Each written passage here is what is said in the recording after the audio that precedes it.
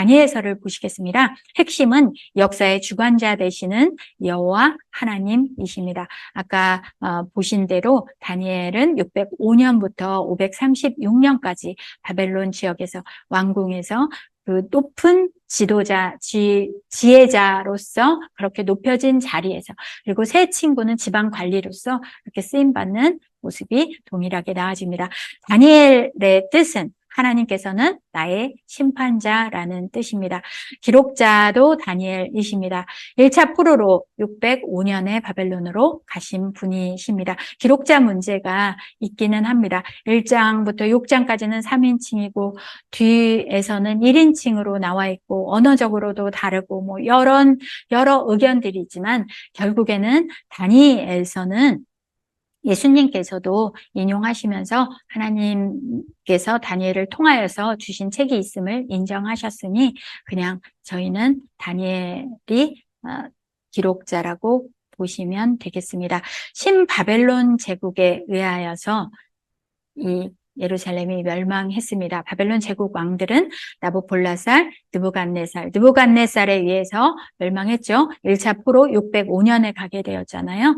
그래서 605년에 562년까지 느부갓네살, 그리고 쭉 다른 왕들이 잠깐씩 있었고 나보니두스, 벨사살, 그래서 벨사살 왕까지가 다니엘서에 나와집니다. 그리고 메대 바사 제국 왕들도 나오는데 고레스도 나오고 다리오도 나오고 아하수에로, 아닥사스다 쭉 그렇게 나와지는데 여기에서 저희가 다니엘서에 나오는 다리오는 지금 이 페르시아 제국에 있는 다리오가 아님을, 메대의 다리오임을 아셔야 됩니다. 그래서 메대 다리오는 뭐 6장에 나오는 다리오라고 나와 있는 이 표로 좀 정확히 왕들에 대해서 아신 채로 다니엘서를 보시면 더 이해가 정확히 되실 것입니다. 페르시아 제국을 보시면 이토록 엄청난 제국이었습니다. 애굽조차도 점령했습니다. 메대조차도 다 이 하나로 통합한 제국이 페르시아였습니다. 바벨론도 너무나 엄청난 제국이었습니다. 페르시아도 그렇습니다. 그런데 그 제국조차도 멸망을 미리 하나님께서는 예언하십니다. 그리고 마지막에는 영원한 하나님의 나라는 영원하심을 말씀하십니다. 어떤 제국도 영원하지 않습니다. 그러니 그 제국을 의지하고 그 제국의 왕을 두려워할 것이 아님을 알려주십니다. 1차 포로로 가신 다니엘이십니다. 그래서 저희가 이 기록 연대를 보시면 1차 포로로 간 605년부터 536년 고레스 3년, 바사왕 고레스 3년까지의 말씀으로 저희가 536년까지 기록 연대로 보는데, 자, 기록 목적을 보시겠습니다. 포로로 간 그 어둡고 척박한 환경 속에서도 신실하게 믿음을 지키는 언약 백성이 나옵니다. 그 언약 백성을 보호하시는 하나님이심을 증거하고 있습니다. 그리고 교만한 이방 왕, 이방 나라를 심판하심으로 우상의 헛됨을 보이십니다. 그리고 여호와께서만 참 하나님이심을 증거하십니다. 그래서 여호와께서는 이스라엘뿐만이 아니라 열방의 통치자, 주권자이심을 알려주십니다. 모든 세상의 역사의 주관자 되시는 분은 여호와 하나님이십니다. 그리고 묵시 환상을 통해서 하나님께서 미래 역사까지도 주관하심을 알려주십니다. 그리고 이스라엘을 회복하시고 영원한 메시아 왕국 세우실 것임을 알려주십니다. 첫 절에 보시면 유다 왕 여호야김이 다스린 지 3년 되는 해 바벨론 왕 느부갓네살이 포위했다고 나와지고, 그리고 포로로 가게 되어지는 말씀이 나와지고, 끝절에는 다니엘에게 마지막을 기다리라고 여러 환상을 보여주시면서 본인은 그 여러 환상을 봤지만 평안히 주관하시는 그 하나님을 믿고 의뢰하고 그분께 맡겨드리고 그 마지막 날을 준비하는, 그래서 하나님의 백성으로서 겸비한 삶을 살다가 평안히 하나님께 갈 것임을 끝절을 통하여서 알려주십니다. 그래서 전체 보기를 보시면 12장까지가 다니엘서입니다. 저희 다니엘서가 왜 12장이냐면 1차 포로로 바벨론으로 이사 가셨기 때문에 12장 다니엘서라고 암기하시면 좋겠습니다. 6장까지는 지금 현 세상 나라를 다스리시는 하나님에 관해서 나옵니다. 7장부터 12장까지는 미래의 역사를 주관하시는 하나님에 관한 말씀이 나와집니다.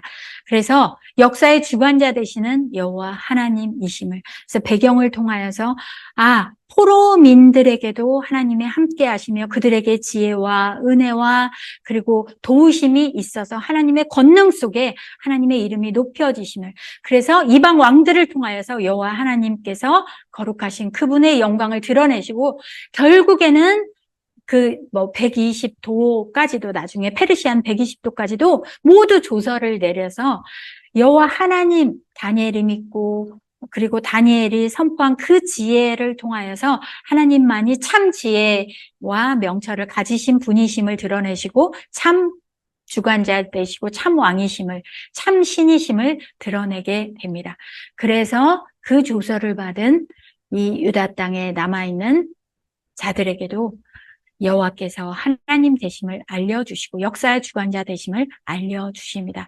그러니 이제 심판받아서 소망 없는 그들에게 이방 왕들을 통하여서 이방 나라의 멸망을 통하여서 결국에는 우리가 믿고 의뢰야 할 분은 왕이신 여호와 하나님밖에 없고 역사의 주관자 되시는 여호와 하나님밖에 없음을 유일신 신앙을 회복하고 결국에는 70년 후에 회복되어지는 그 회복의 나라, 하나님 나라, 영원한 나라까지 바라보게 하시는 그냥 신구약 중간사까지도 다 품고 가는 말씀이 이 다니엘서입니다.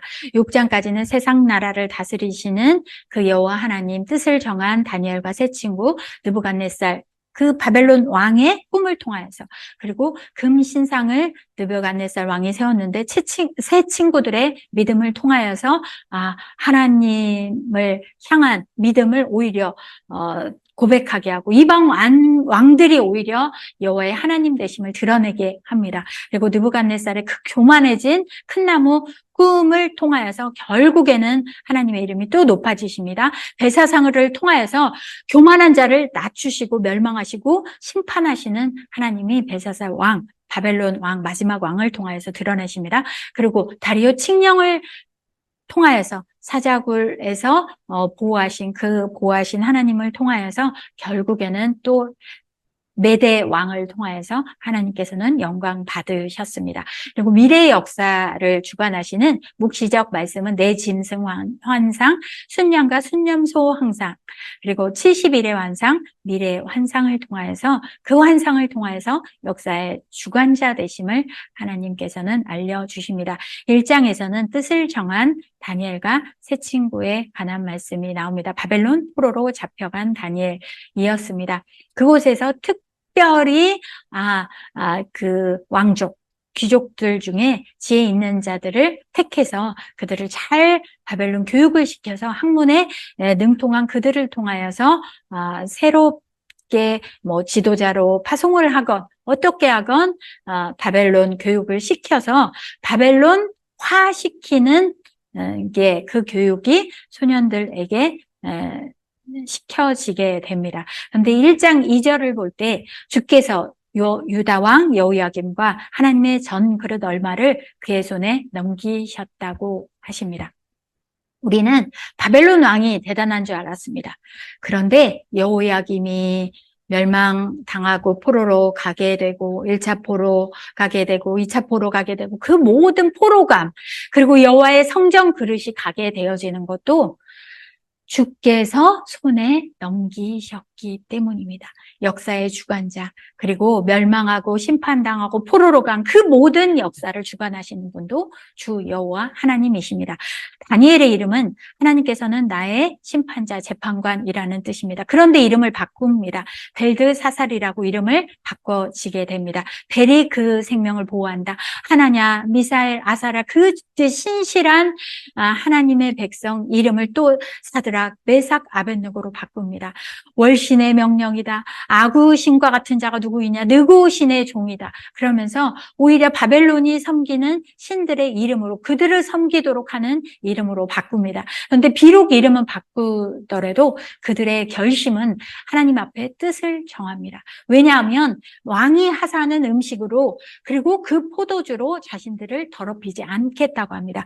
왕이 주는 음식이 오히려 그 우상에게 바쳐졌다고 오는 음식일 수도 있고 그래서 부정한 음식일 수도 있고 그래서 음식 규례를 지키기 위함일 수도 있습니다. 그리고 왕의 음식을 먹는다면 그거야말로 왕에게 충성을 다한다는 말씀일 수 있습니다. 그래서 충성을 다하겠다는 하나님께만 충성을 다하고 하나님만 믿고 의지하겠다는 그 뜻을 정한 다니엘과 세 친구들은 그 음식을 포도주를 거부했던 것입니다. 그래서 하나님께서 환관장에게 은혜와 긍휼을 얻게 하셔서 오히려 그 음식을 거부할 때 그들의 목숨이 위태로움에도 불구하고 오히려 보호해 주십니다. 그 얼굴빛이 더 아름다워서 그들에게 채식을 먹도록 그 뜻을 그대로 지켜낼 수 있도록 도와주십니다. 그러자 어떤 결과가 일으켜졌는지 17절에 하나님께서 내 소년에게 학문 주시고 모든 서적을 깨닫게 하시고 지혜를 주셨습니다. 다니엘은 모든 환상과 꿈조차도 깨달아 아는 더 특별한 지혜를 주셨습니다. 바벨론은 너무나 수많은 학문과 지혜를 자랑하는 자들입니다. 그래서 박사, 술사 다 지혜자들이라고 바벨론의 지혜자들, 바벨론의 박사 그렇게 표현하는 게 지혜자라는 표현을 씁니다. 그런데 참된 지혜는 하나님께만 있습니다. 지혜를 주시는 분도 하나님이십니다. 참된 지혜도 하나님 주시는 지혜로 마지막에는 별과 같이 빛나게 하시는 참 지혜로 인도하시고 참 지혜는 여호와 하나님을 아는 백성이니 그들을 통하여서 하나님께서는 영광 받으시는 것입니다. 그래서 2장에서는 느부갓네살의 큰 신상을 꾼 꿈을 통하여서 하나님의 이름을 높이게 됩니다. 그 꿈을 주기한 2년에 꾸게 되어지는데 그게 603년이라고. 그런데 꿈을 꿨는데 너무나 두려움으로 잠을 이루지 못해서 결국에는 바벨론 지혜자들 다 부르나 누구도 깨닫지 못합니다. 어떻게 꿈을 알려주십시오. 그러면 해석해 드리겠습니다. 할 때 절대 꿈을 알 수가 없지요.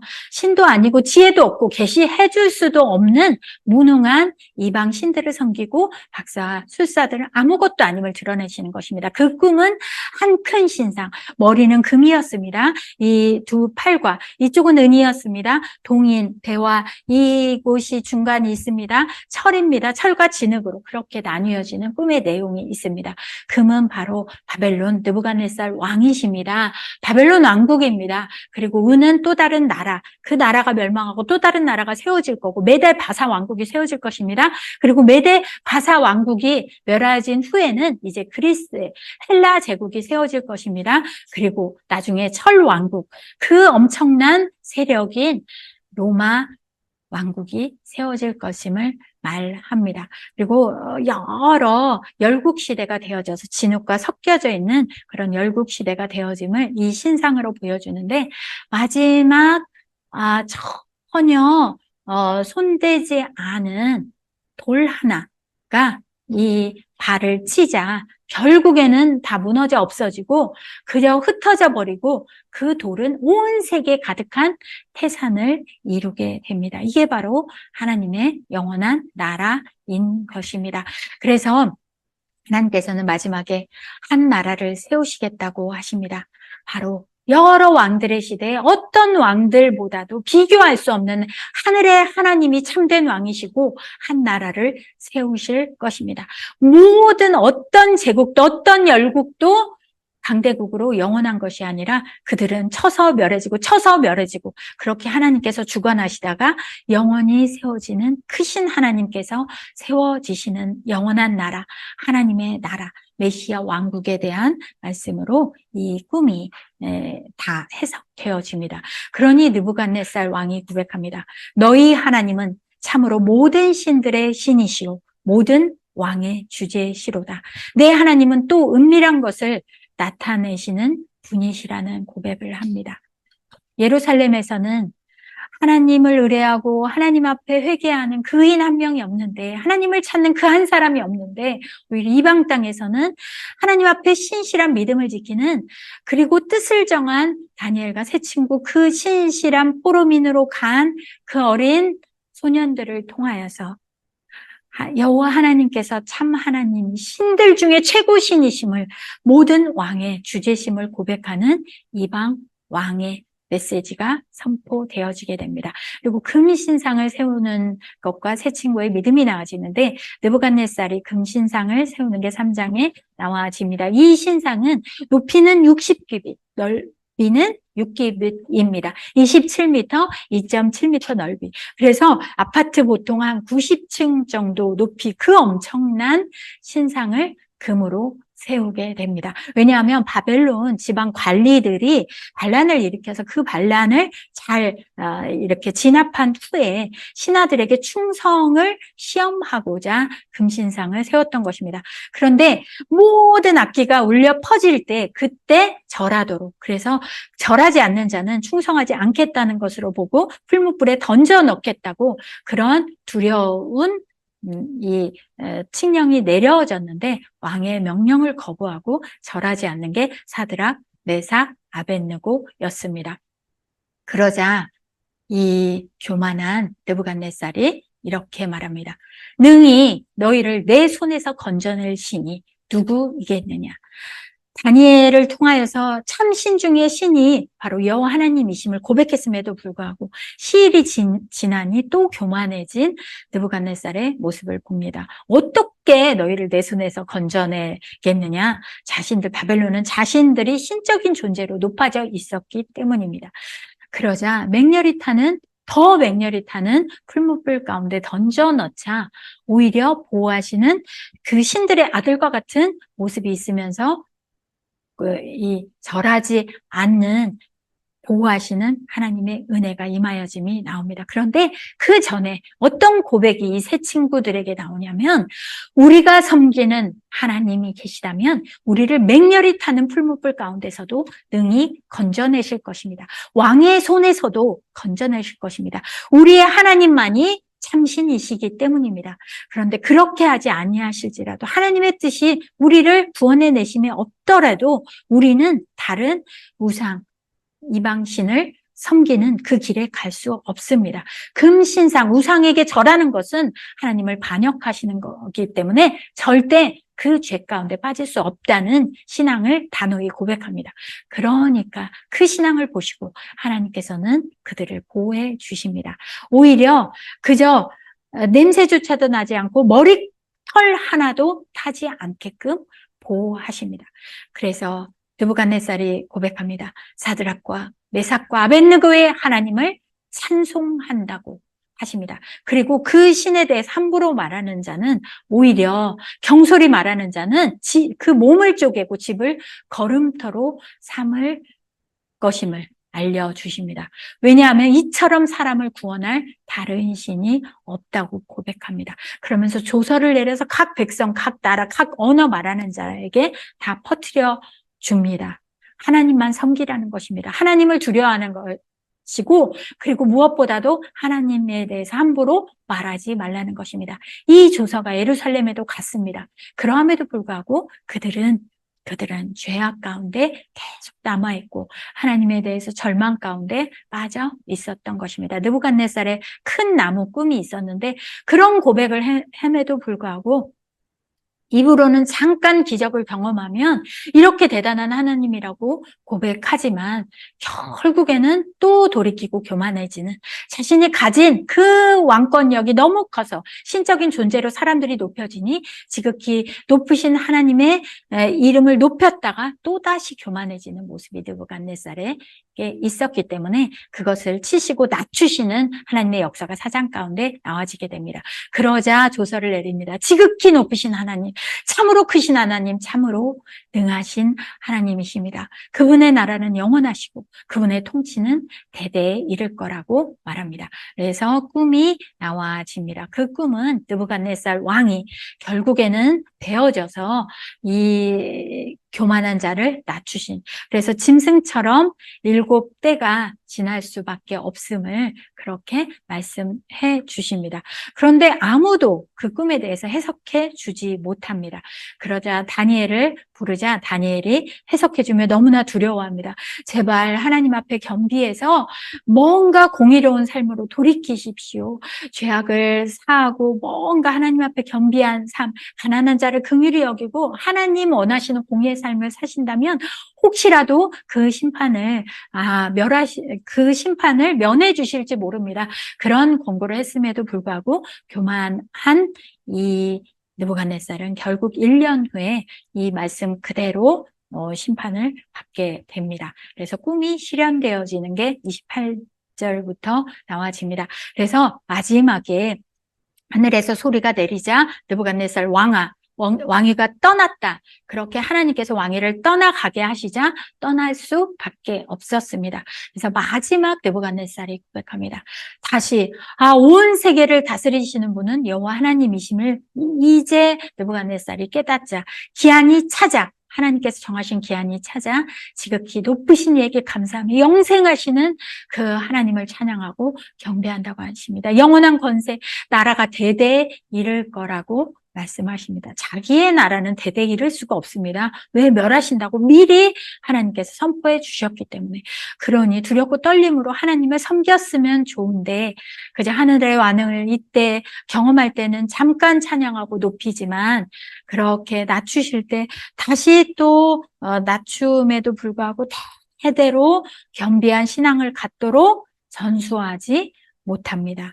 언약 백성이 아닌 자들은 아무리 하나님을 알리고 기적을 보고 경험하더라도 그저 조서 내리고 하나님의 백성이 하나님께 돌이키도록 통로로만 쓰일 뿐이지 그들은 결국 하나님의 백성으로 영원한 나라 백성으로 돌이키지 못하는 모습이 나옵니다. 그 손자이긴 하지만 벨사살 아들이라고 표현되어 있는 벨사살이 손가락 글씨 보는 말씀이 5장에 나와집니다. 잔치를 즐기고 있습니다. 그러면서 교만하게 예루살렘 성전 기구를 더럽히고 있는 벨사살 왕입니다. 어떻게 하나님의 전 성소에서 적어도 뭔가 예의를 갖춰야 함에도 불구하고 성소에서 탈취해온 은금 그릇으로 술을 마시겠다고 합니다. 술만 마시는 게 아닙니다. 금은, 구리, 쇠, 나무, 돌, 생명 얻는 그것들로 만들 신들을, 우상을 찬양했다고 합니다. 벨사살 이름 뜻이 벨신이 왕을 지키시기를 그런 뜻이 있다고 합니다. 벨신, 바벨론이 섬기는 벨신이 왕을 지키시나요? 이날 밤에 벨사살은 죽게 됩니다. 그래서 결국에는 그 글씨를 쓰고 두려워 떨고 있고 이게 무슨 뜻이지 하자 누구도 바벨론의 지혜자들이 해석하지 못 찾아 두려워 떨 때 왕비가 들어와서 벨사살에게 다니엘이라는 그런 신들의 지혜가 있는 분을 소개합니다. 느부갓네살 왕 때 그렇게 쓰임받았던 분을 소개하자 와서 글자를 해석해 줍니다. 메네메네 데겔 우바르신.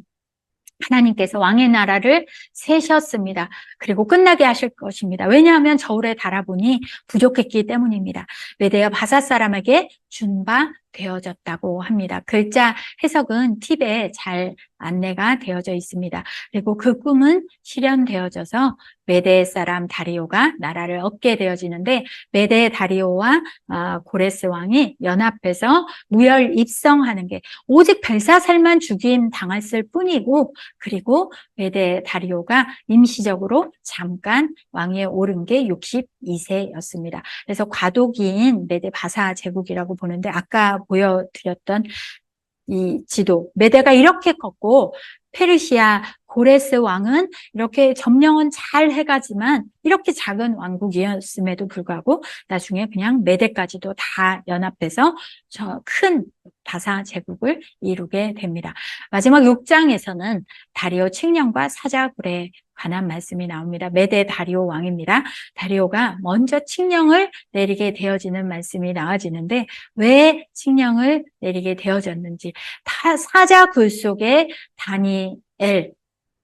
사자굴 속에 왜 다니엘이 들어갈 수밖에 없었는지 너무나 무엇 하나 흠잡을 수 없는 충성되고 신실하고 이방 왕에게도 유익을 끼치고 있는 그런 총리였던 다니엘을 시기하는 사람들이 조서를 내려서 오직 왕이 섬기는 신에게만 그렇게 절하도록 하자. 언제나 하나님 앞에 겸비한 기도하는 다니엘이었기 때문에 절대 그 기도를 멈출 수 없었습니다. 그래서 그 기도로 결국에는 하나님 앞에 기도한 게 들통나서 사자굴에 던져지게 됩니다. 그런데 말합니다. 살아계시는 하나님의 종 다니엘아, 내가 항상 섬기는 내 하나님이 사자들에게서 능히 너를 구원하셨느냐 하면서 혹시 죽었을까 봐 아무리 하나님이셔도 다니엘 구하셨나 보호하셨나 하면서 두려움으로 이 메대 다리오 왕이 찾아갔는데 다니엘이 고백합니다. 나의 하나님이 천사를 이미 보내주셨습니다. 사자들의 입을 봉하셔서 저를 생명을 보호하셨고, 왜? 자신을 믿는, 하나님을 믿는 그 믿음을 보셨기 때문이라고 합니다. 왕이 너무도 기뻐합니다. 그리고 조서를 내립니다. 오히려 그렇게 모함하고 조서를 쓰도록 했던 그들을 사자굴에 던지자 그저 땅에 떨어지기도 전에 그들은 순식간에 그냥 뼈가 으스러질 만큼 사자에게 먹혀버리는 심판을 받게 됩니다. 조서가 다리오 왕에게서 어떻게 내려졌는지. 살아계시는 하나님, 영원히 변하시지 않으실 하나님, 나라는 멸망하지 않을 것이고 권세는 무궁할 것입니다. 하늘에서도 땅에서도 이적과 기사를 행하시고 구원하시는 분이십니다. 건져내시는 그 구원의 하나님은 오직 다니엘을 구원하신 여호와 하나님이심을 고백하는 게 이방 왕들을 통해서 조서가 다 퍼져갑니다. 예루살렘에도 당도하게 되어집니다. 자신이 무시하고 자신이 우상 숭배했는데 그것이 아니라 믿고 의뢰할 분은 참신 하나님밖에 없음을 이방 왕들을 통하여서 알려주시고 선지자들을 통하여서 다니엘, 에스겔을 통하여서 왕궁뿐만이 아니라 에스겔을 통하여서도 또 알려주셨던 것입니다. 이제 미래의 역사를 주관하시는 말씀이 나옵니다. 먼저 내 짐승 환상이 나와집니다. 바벨론, 페르시아, 그리고 헬라 제국뿐만이 아니라 나중에 로마까지 쭉 이어지는 게 전체적으로 미래를 내다보게 한 게 7장인데 벨사살 원년에 환상을 받게 되어졌습니다. 이렇게 무시무시한 짐승들의 모습. 근데 마지막 나온 네 번째 짐승이 가장 무시무시했습니다. 철 이빨로 마구마구 먹고 부서뜨리는 무시무시한 짐승이 넷째 짐승이었습니다. 이거는 2장에 나왔던 그 금신상하고 겹쳐지기 때문에 이제 넷째 짐승에 대해서만 정확히 너무나 두려워서 넷째 짐승만 정확히 알고 싶었습니다. 그런데 그 짐승조차도 작은 뿔이 말하는 큰 소리로 말미암아 주목하며 보는 사이에 짐승이 죽임당하고 시체가 상해지고 불에 던져지고 결국 심판받으시고 영원한 권세는 하나님께만 있음을 드러내시는 게 7장 내 짐승 환상을 통하여서 나와지는 말씀입니다. 이 그림을 통하여서 제국 2장하고 똑같이 되어진 바벨론, 메드바사, 헬라, 로마, 적 그리스도까지도 나와집니다. 근데 로마 제국은 적 그리스도 이 에피파네스 4세 안티오쿠스 4세 에피파네스에 관한 말씀이 나중에 나와지게 됩니다. 그거는 더 자세히 나오는 8장에서 나오기 때문에 8장에서 보시겠습니다. 순양과 순념소 환상입니다. 순양은 벨사살 왕 3년 때 순양 환상이 보여지는데 두 뿔이 나오는데 한 뿔이 훨씬 깁니다. 이게 메데 바사인데 바사가 훨씬 강대국이 되어지기 때문에 순양이 두 뿔이었고 그리고 순염소가 이제 나오는데 그게 바로 메데 바사를 점령하는 헬라 제국입니다. 엄청난 뿔이 나오지만 나중에 네 뿔로 변해지고 그리고 거기에서 또 뿔이 나와지고 그게 바로 두 뿔까지 순양 메데 바사 왕들이고 헬라 왕이고 첫째 왕이고 네 뿔이 나고 그래서 이 네 부분으로 나뉘어지는 이게 바로 디아도코이 시대에 나중에 신구약 배경사에서 나올 것입니다. 이 네 군데로 나뉘어지는 말씀이 순념소 헬라 제국이 네 뿔로 나뉘어진 부분의 말씀입니다. 그리고 이 8장 뒤쪽에서는 거룩한 백성을 괴롭히는 한 권세자 그런데 속임을 행하는 비천한 자, 뻔뻔하고 속임수에 능한 자가 나올 거라고 합니다. 그 권세가 강하지만 거룩한 백성을 괴롭히지만 결국에는 만왕의 왕을 대적한 그를 하나님께서 사람의 손이 아니라 사람의 손이 아닌 그런 세력에 의해서 심판받음을, 하나님께 심판받음이 나와지게 됩니다. 너무나 이 말씀을 듣고 환상으로 두려워 떨게 되었던 게 다니엘 선지자셨습니다. 70일의 환상을 9장에서 보게 되어집니다. 70일의 환상 전에 다니엘이 기도와 환상을 먼저 다리오가 갈대아 왕으로 세움받았다고 하는데 여기서 아하수에로의 아들 다리오라고 하는데 이거는 페르시아 제국이 아니고 메대 제국입니다. 메대나 바사, 고대 제국에서는 아하수에로를 보통 왕명으로 일반 명사로 그렇게 했기 때문에 아하수에로는 메대나 바사 왕이라는 뜻으로 그래서 그 아들 중에 메대 다리오가 갈대아 왕이 되었던 그때 예루살렘 황폐함이 70년 만에 그칠 거라는 말씀을 깨닫고 그래서 기도했던 말씀이 나와집니다. 왜? 먼저 자신이 회개합니다. 하나님, 저희가 주께 범죄했습니다. 그리고 온 왕들, 고관, 조상들부터 저희들이 범죄했습니다. 그렇지만 하나님께는 긍휼과 용서하심이 있사오니 저희가 패역했으니 하나님 용서해 주십시오 하면서 다시금 율법을 행하지 않았던 그 범죄를 회개하면서 하나님 앞에 범죄했음을 그렇게 대신 회개하고 안타까워하는 그 기도를 드릴 때 70일의 환상을 9장 뒤에 알려주십니다. 보여주십니다. 70일에는 62일에 7일에 한일에 그렇게 나와지는 말씀은 여러 말씀들이 나와지지만 저희가 팁에 나와져 있습니다. 그래서 70일의 환상은 여러 설들이 있다는 것, 예수님 초림으로 보기도 하고 재림까지로 보기도 하고 여러 설이 있다는 거는 팁을 좀 참조하셨으면 좋겠습니다. 그리고 마지막 미래에 대한 환상이 10장부터 12장까지 나와집니다. 이거야말로 종말까지의 전체 역사를 바라보게 하십니다.